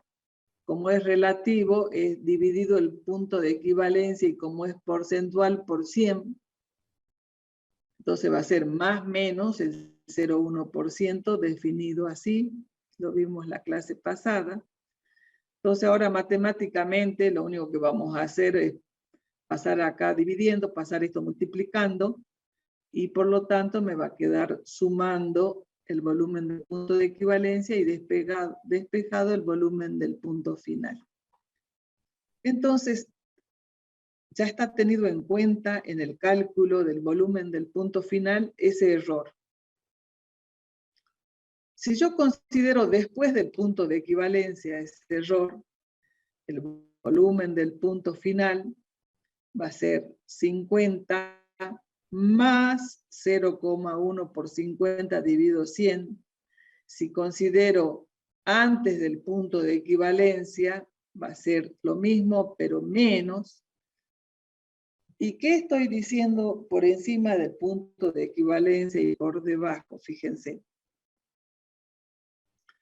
Acá estamos diciendo, en 50 estaba el volumen del punto de equivalencia. Pero según el error, no tengo que tener ese margen del 0,1%, entonces yo voy a decir, a ver, en este rango tiene que virar el indicador. Yo me estoy permitiendo que no sean 7, pero que vaya de 5,30 a 8,70, o de 4,30 a 9,70, si es otra concentración. Eso estoy diciendo. Que en ese rango debe virar un indicador. Me estoy dando ese error, porque no estoy diciendo que es un punto, sino es un rango. Estoy considerando un error. Y ese error lo estoy considerando, fíjense, y hay cálculos. Me da un volumen de 49,95 y 50,05. Y estos volúmenes justamente han sido calculados con lo que veníamos viendo recién. Entonces, después del punto de equivalencia, reemplazamos y me da 50,05 mililitros. Y como es después del punto de equivalencia, ¿cuál es la expresión? Después del punto de equivalencia estaba en exceso la base, por lo tanto, esta era la expresión cuando estaba en exceso la base. Reemplazo y me da 8,69. Antes del punto de equivalencia, ¿cuánto me da? 49,95. Antes del punto de equivalencia, ¿cómo se sacaba el pH? Como menos el logaritmo de la concentración. Calculo y me da 5,3. Acabo de definir.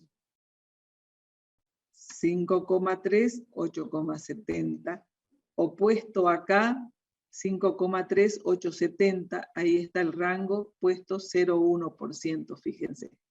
Para el del 0,01 y el 0,1% para la más de mayor concentración, que va de 4,30 a 9,70. ¿Estamos de acuerdo?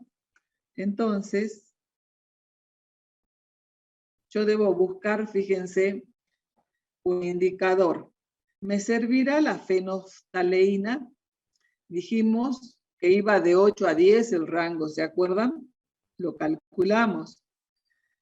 Acá tengo de 8 a 10 y justo este punto me queda adentro. ¿Me sirve la fenolftaleína? Sí me sirve. Fíjense, el error, ese punto está dentro del rango de viraje. Y me sirve el rojo de metilo y también está entre 6,2 y 4,2 y está 5,3. El considerar el más menos 0,1%. También, cualquiera de los dos me sirve. ¿Se entiende? Y también para el otro, porque acá empieza en 8 hasta 9,8 y acá también. ¿Se entiende? ¿Cómo elijo el rango, el indicador para que trabaje en el rango de viraje de la curva de titulación? De esta forma, entonces, nos fijamos que puede andar la fenolftaleína o el rojo de metilo también.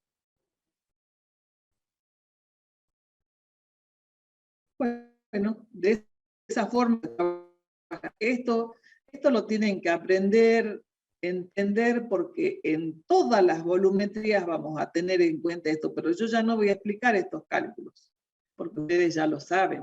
Cambiará la historia para calcular esto, pero todas estas consideraciones ya las tienen. Y por ahí en otra volumetría no vamos a considerar el error del 0,1%, sino del 1%. Bueno, cambiará, pero es la forma que tenemos de trabajar. Entonces, redondeando, uno ve el sistema, tienen que conocer la estequiometría de la reacción. Hay un punto teórico que es el punto equivalente, que uno con cálculos teóricos dice cuánto debe agregar, pero hay un punto práctico que lo debo definir experimentalmente, y para poder determinar prácticamente o experimentalmente ese punto final necesito utilizar un indicador.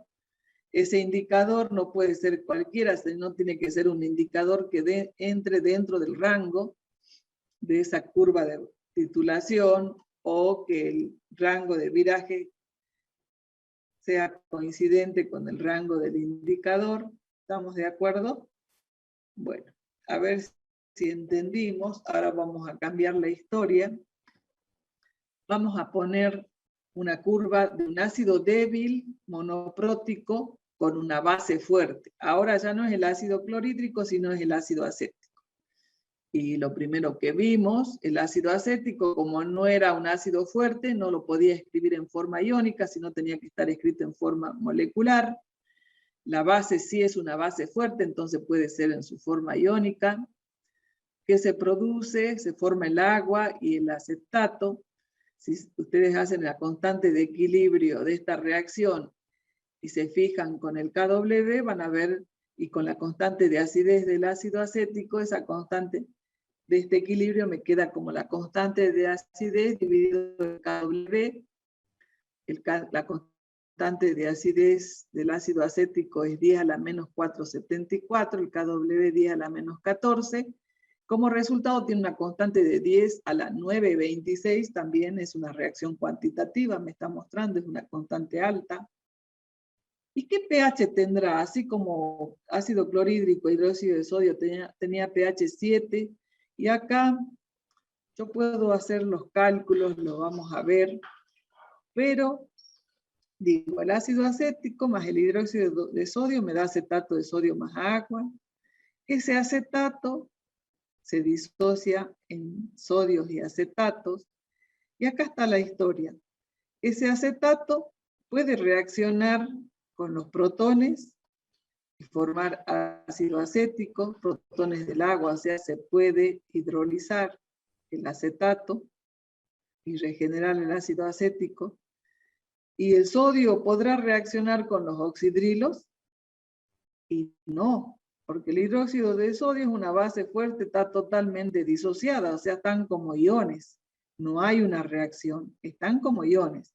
En cambio acá no, el acetato reacciona con los protones y genera nuevamente ácido acético. Acá el sodio no va a reaccionar con los oxidrilos porque es un electrolito fuerte, o sea que van a estar como iones en solución. Por lo tanto, esto ya me está diciendo que el pH de esta titulación va a ser mayor que 7. Hay oxidrilos libres.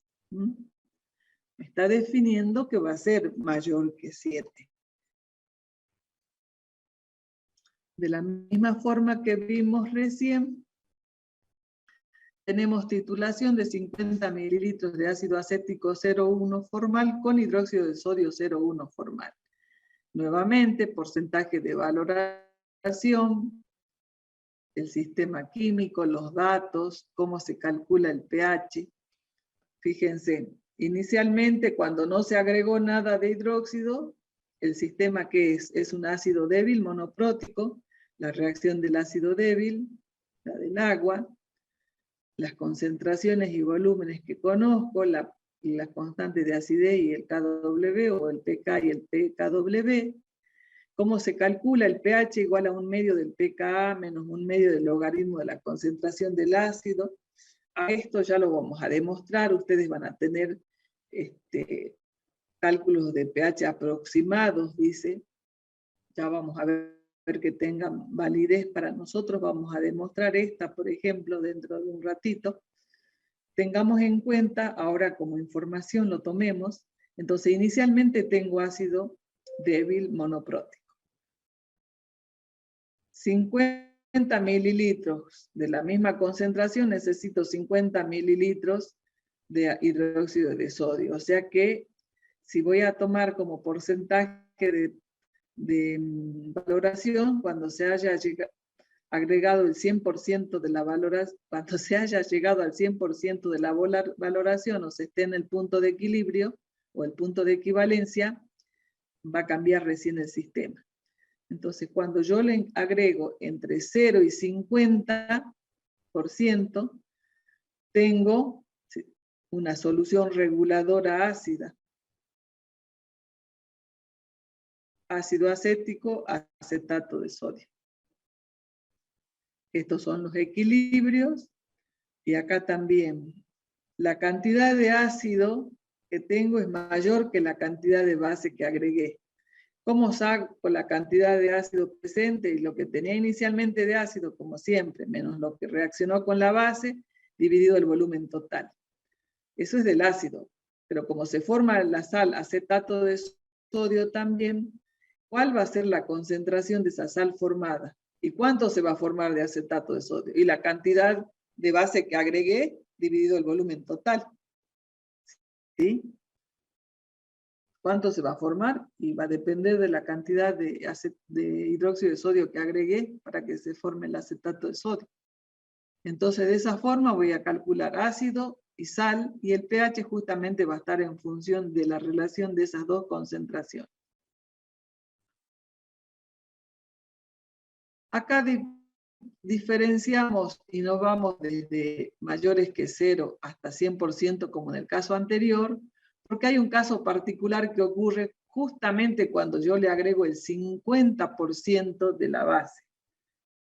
Se forma esa solución reguladora ácida como siempre, sí, pero hay una condición, que en ese punto justamente la concentración de ácido por el volumen de ácido es igual a 2 veces la concentración de base por el volumen de la base.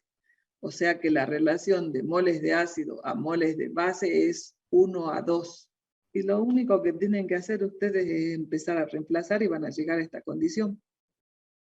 Y como se da esta condición, que cuando hablo de concentración de ácido y concentración de sal, como en el punto anterior, acá vamos a llegar a definir que la concentración del ácido y la concentración de la sal son las mismas. Y al ser las mismas, esta ecuación queda reducida a que el pH es igual al pKa. Entonces, por esa razón no pasamos de mayores de 0 a 100% o menor que 100%, porque hay un caso particular ahí cuando se agregó justo el 50%, o sea, 25 mililitros de hidróxido de sodio 0,1. Hagan los cálculos y van a ver. Si tenían 50 de 0,1 y le han agregado 25 de 0,1, a ver qué pasa con esto, si llegan a esto, y si llegan a esto, eso queda descontado. Hagan los cálculos en la casa. Ahora, cuando se llegan al punto de equivalencia, se ha agregado el 100% ocurrido, que se formó sal de ácido débil y base fuerte. El acetato de sodio. Entonces, ese acetato, como dijimos hace rato, tomaba los protones del agua y formaba el ácido acético, y sin embargo, el sodio no podía reaccionar con los oxidrilos y quedaba el OH en solución. Por lo tanto, el pH iba a ser mayor que 7, dijimos. ¿Y esto por qué ocurre? En este caso sabemos que los moles de ácido son iguales a los moles de base. ¿Y cuánto se ha formado de sal? Me toca preguntar ahora, porque en el punto de equivalencia tengo sal de ácido débil y base fuerte, o sea, sal de ácido débil, acetato de sodio del ácido acético y el sodio de la base hidróxido de sodio. ¿Cuál es la concentración de la sal? Y bueno, lo que tenía de ácido dividido el volumen total, o lo que agregué de base dividido el volumen total. Por cualquier lado llego a la misma concentración.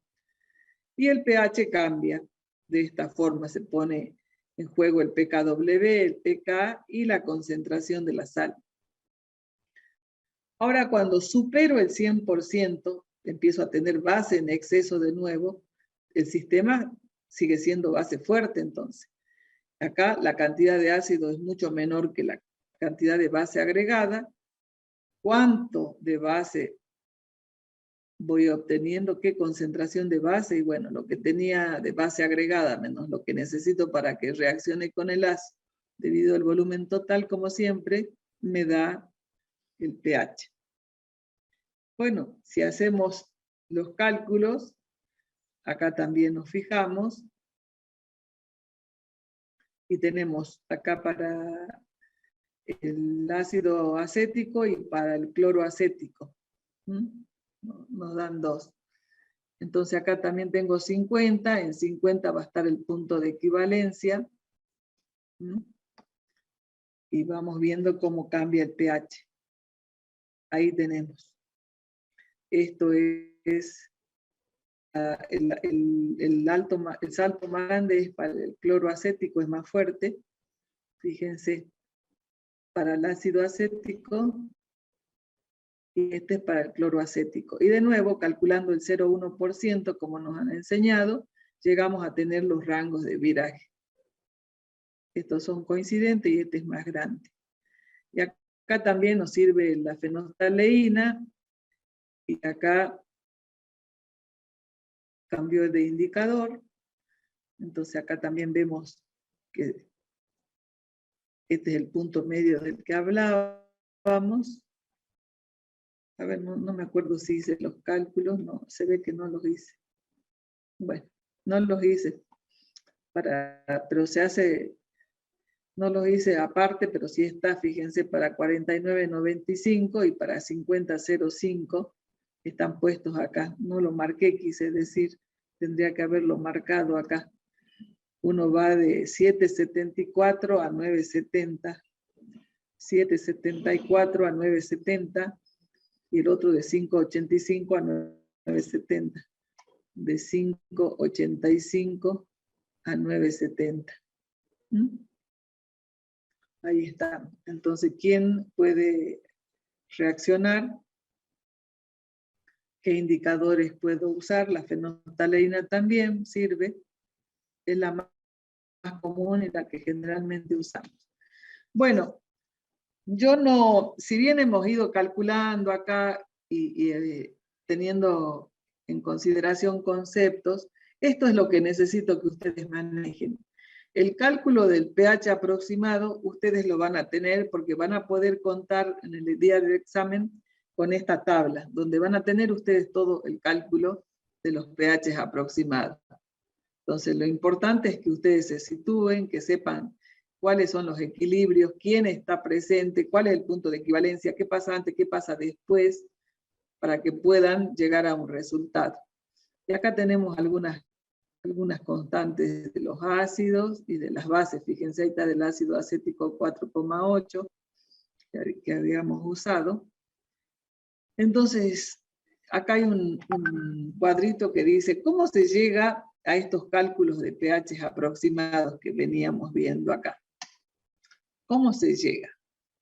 Definiendo químicamente el sistema, escribiendo las ecuaciones químicas balanceadas e identificando las especies, escribiendo las expresiones de las constantes de equilibrio, escribiendo las expresiones de balanza de masa y carga, reduciendo el sistema de ecuaciones a una sola donde estén los protones y haciendo aproximaciones convenientes.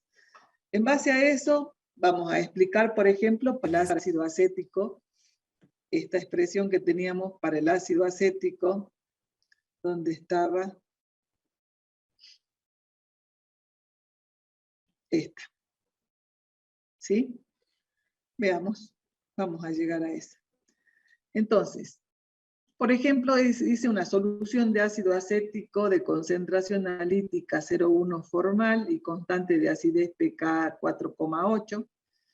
Como nos decía, primero debemos definir el sistema. ¿Cuál es el sistema? Es la solución de un ácido monoprótico débil. Muy bien. ¿Cuáles son las ecuaciones químicas? Balanceadas en carga y en masa. El ácido acético se disocia. El equilibrio del agua. ¿Cuáles son las especies presentes entonces? Los protones, los oxidrilos, el ácido acético y el acetato. Escribir las expresiones de las constantes de equilibrio. ¿Qué constante? De acidez, concentración de protones por concentración de acetato dividida la concentración de ácido acético. El KW, concentración de protones por la concentración de oxidrilo. Escribir las expresiones del balance de masa y carga. Balance de carga, la concentración analítica, 0,1 formal, que hace referencia acá, es la concentración del ácido en todas sus formas. Esa es la concentración analítica. ¿Cómo se encuentra el ácido? En forma molecular y también en forma aniónica, el acetato. Ácido acético, acetato. El balance de carga, las cargas positivas son los protones, las negativas los oxidrilos y los acetatos. Dice reducir el sistema de ecuaciones a una sola en función de los protones. Eso es lo que vamos a hacer.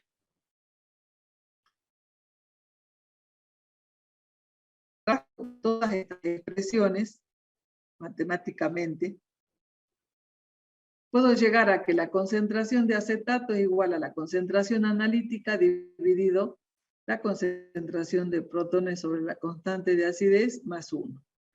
De la misma forma, ahí se me fue la carguita, no tenía carga, perdón.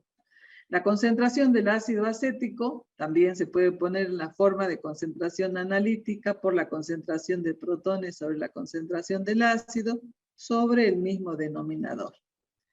Y trabajando también podemos llegar a poner la expresión de la ecuación exacta de concentración de protones igual a KW, esto sería concentración de protones igual a concentración de oxidrilos, que es KW sobre la concentración de protones.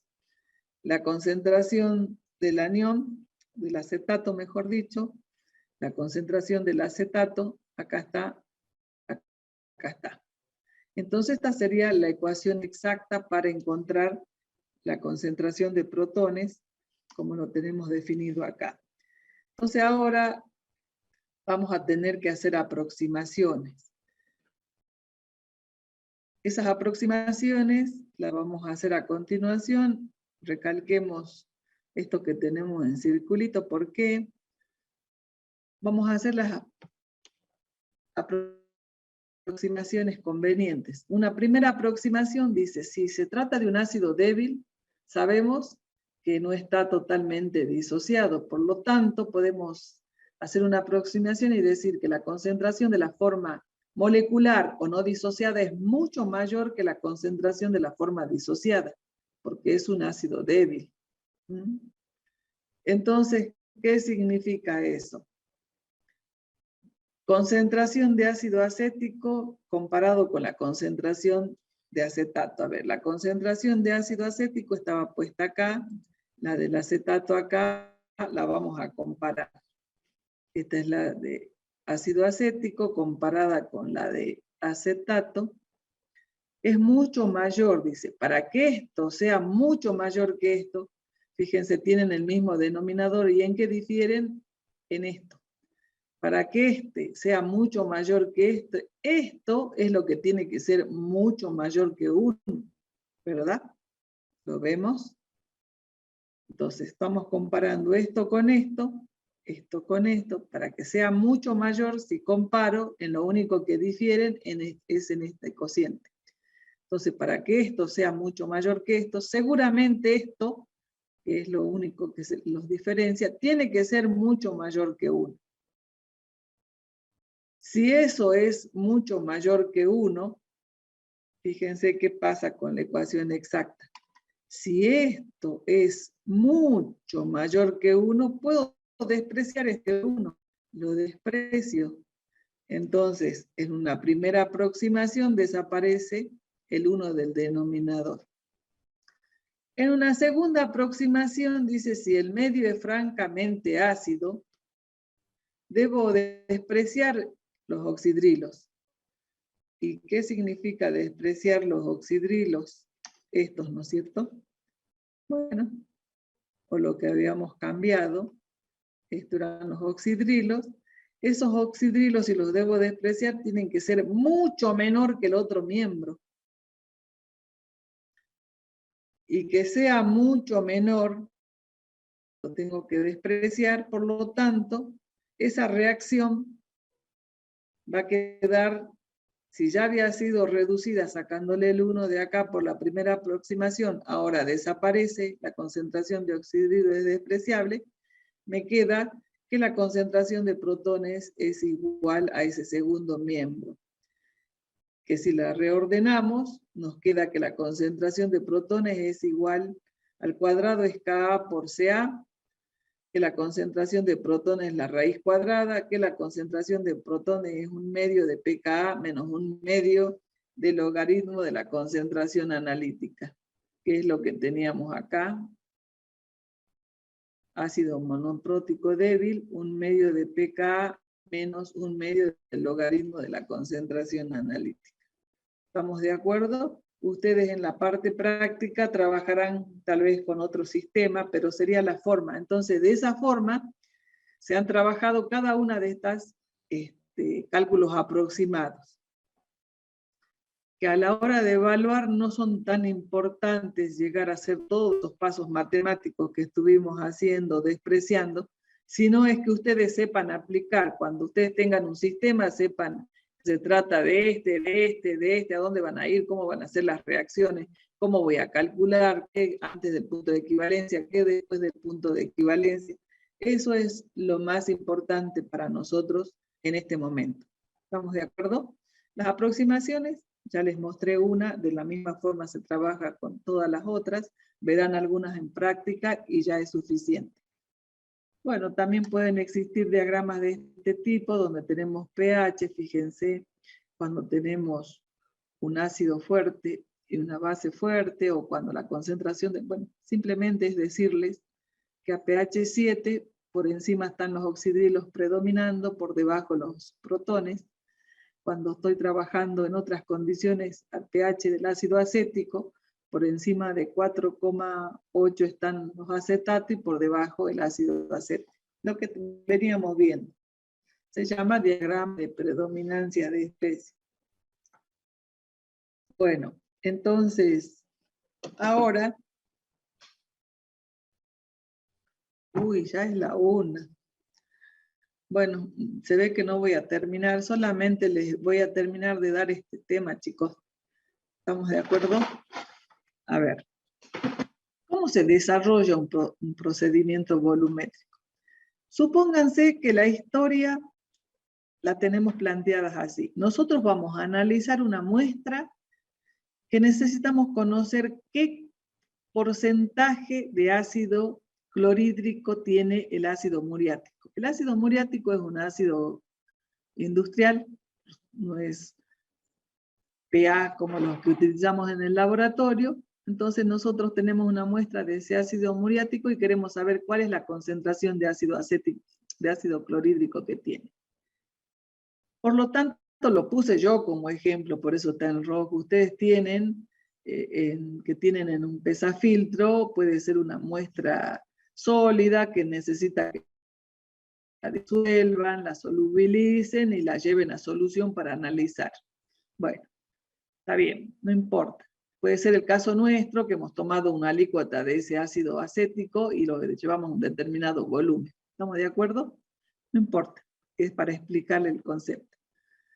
Bueno, como mi muestra es ácida y como les dije hace rato, tendríamos que titularle con una base. ¿Con qué base? Y la más conocida y que la preparamos siempre por eso es el hidróxido de sodio 0,1 normal que preparamos en el laboratorio.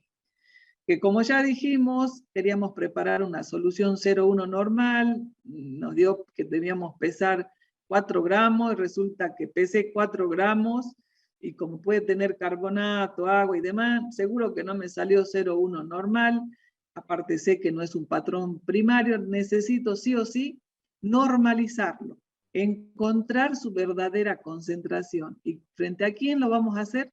Frente a un patrón primario. ¿Quién es el patrón primario? El que acabamos de ver, biftalato ácido de potasio. Lo que generalmente uno hace, o lo más lógico sería, si es un patrón primario, pesar una determinada cantidad de ese patrón, qué sé yo, por decirles algo, 0,1 gramo, lo disolvemos en 50 mililitros de agua y lo tenemos en el Erlenmeyer. Y de acá tenemos preparado el hidróxido de sodio, ponemos en la bureta y titulamos. Entonces, ¿cómo se hacen los cálculos? Generalmente, en el patrón, conocemos la masa. Y acá el volumen de titulante que agrego. Entonces, ¿qué voy a decir yo? En el punto de equivalencia o en el punto final, primero decimos punto de equivalencia, punto final cuando hacemos la experiencia. En ese volumen del punto final, ¿qué ha ocurrido? ¿Qué voy a decir? Si yo lo hagamos simple y estamos trabajando con concentraciones expresadas en normalidad. ¿Qué voy a decir yo? Que el número de equivalentes de hidróxido de sodio es igual al número de equivalentes de biftalato ácido de potasio con el que reaccionó. El número de equivalentes de hidróxido de sodio va a ser volumen por normalidad. Volumen en mililitros por normalidad en equivalentes miligramos por mililitro. ¿Estamos de acuerdo? Es equivalente gramo por litro o equivalente miligramo por mililitro. Ustedes manejen las unidades que necesiten. Entonces, acá, como es un volumen, pongo el número de equivalentes de esa forma. Como acá es una base, utilizo el otro número de equivalentes que me enseñó la profe hace rato. ¿Por qué teníamos eso? Número de equivalentes, normalidad por volumen, si tengo que trabajar con volumen. Y el número de equivalentes, si tengo que trabajar con masa, es masa sobre peso equivalente. El patrón lo vamos a poner así y al titulante de esta forma. Fíjense que con esas manejamos toda nuestra vida, les dije, por eso estamos recurriendo a eso. Entonces, masa sobre peso equivalente. Bueno, las unidades nos fijamos después. Por lo tanto, conocemos la masa, conocemos el peso equivalente, conocemos el volumen porque acabamos de hacer la titulación. La única incógnita que me queda es la normalidad. Entonces saco la normalidad. Ya la conozco ahora, ya la calculé, tuve todo para calcular. Entonces, esa normalidad ya está conocida, ahora es la que va a ir en la bureta, ya tengo un titulante cuya normalidad conozco y la incógnita va a estar en el Erlenmeyer. Entonces acá también, en el punto final, los números de equivalentes de hidróxido de sodio van a ser igual al número de equivalentes de ácido clorhídrico presente en el ácido muriático. Entonces, pongo normalidad y lo que pasa que acá no voy a tener en masa, o mejor dicho, lo tengo en masa porque venía la historia pesando la masa de la muestra. Como acá yo le cambié la jugada, le puse una muestra líquida, por eso no va a coincidir con esto, ¿sí? Pero ya sabemos, el número de equivalente en función de la masa yo la pongo cuando conozco masas, no cuando conozco volúmenes. Pero bueno, en este caso sería igual que acá. Normalidad por volumen del hidróxido de sodio igual a normalidad por volumen del ácido clorhídrico. Conozco el volumen de hidróxido de sodio, la concentración, conozco el volumen de muestra que tomé, me falta conocer la normalidad y calculo. ¿Estamos de acuerdo? Esa sería la forma de trabajar. Siempre, generalmente, todos los titulantes que nosotros utilizamos para determinar muestras son patrones secundarios. Siempre necesitamos normalizar. Este es el proceso que ocurre siempre. Normalizo y empleo. ¿Estamos de acuerdo? Bueno, nos va a quedar para ver estas dos hojitas porque justamente esto es para que lo entendamos bien. No tiene sentido que se los dé a la corrida, no voy a cumplir el objetivo. Bueno, ahí estaríamos. Cualquier cosa, chicos, estamos entrando ya en la parte que necesitamos fijar conocimiento porque después todas las otras volumetrías cambia la historia de la reacción, pero se sigue cumpliendo todo lo que vimos para elegir indicadores. Desde ya que si voy a hacer una volumetría que se forme en complejo, el indicador va a tener que formar complejo, así como si era ácido base, tiene que reaccionar con las bases o con los protones, si no, no me sirve como indicador. O sea que las mismas reacciones entre titulante y titulado tiene que ser entre indicador y titulante. ¿Estamos de acuerdo? O sea, cambian esas historias, pero después todo es lo mismo, así que yo les recomendaría que repasen perfectamente todo esto, lo asimilen, mejor dicho, y así vamos a ir bien. No porque hay cosas que yo ya no voy a repetir, justamente lo he estado dando con lujo de detalle para que no tenga que repetir. Lo voy a dar por sabido, que ustedes lo han hecho, lo van a ver, yo ya se los voy a dar como información. ¿Estamos de acuerdo? Bueno.